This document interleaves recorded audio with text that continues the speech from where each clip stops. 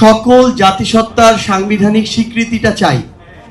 আমরা আদিবাসী, উপজাতি, ক্ষুদ্র নৃগোষ্ঠী এই ভেদাভেদগুলোকে একপাশে রেখে আমরা বরং সবাইকে জাতি বলে সম্বোধন করতে চাই, যেটা আমাদের জুলাই সনদে অন্তর্ভুক্ত করা হয়েছে।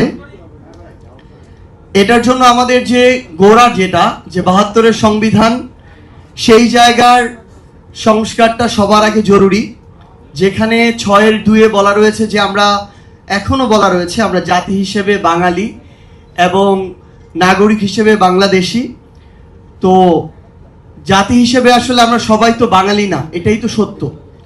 তো সেই জায়গা থেকে জুলাই সনদে একটা সংশোধন আনা হয়েছে, যেটা হচ্ছে জাতি হিসেবে বাঙালি এবং নাগরিক হিসেবে বাংলাদেশি, এটা প্রতিস্থাপিত হয়ে এখন হবে বাংলাদেশের নাগরিকগণ বাংলাদেশি বলিয়া পরিচিত হইবেন।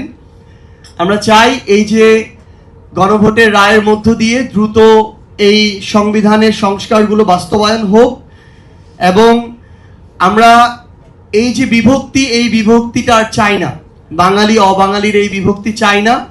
আমরা সবাই বাংলাদেশি, জাতি হিসেবে কেউ বাঙালি, কেউ চাকমা, কেউ মারমা, কেউ হয়তো অন্য কোনো জাতির। এবং আমরা শুধু আপনাদের উদ্দেশ্যে এইটুকু বলতে চাই যে ৭২-এর সংবিধানে এই যে একটা জাতিবাদী, বর্ণবাদী যে একটা টান রয়েছে, যেটার সংস্কার জুলাই সনদের মধ্যে রয়েছে, এই ধরনের আমাদের কিছু একদম গোড়া থেকে, আমাদের সৃষ্টি লগ্ন থেকে যে সমস্যাগুলো রয়েছে সেগুলোর সমাধানটা অতি জরুরি।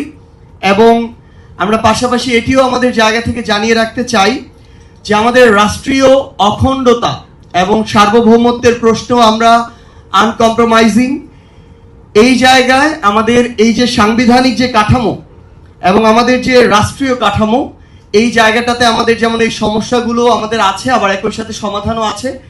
আমরা আহ্বান করব সরকার বলি, বিরোধী দল বলি, রাজনৈতিক দল কিংবা যত অংশীদার আছে, আমরা সবাই একসাথে মিলে অন্তত আমাদের এই সার্বভৌমত্ব এবং অখণ্ডতার প্রশ্নে ঐক্যবদ্ধভাবে কাজ করব।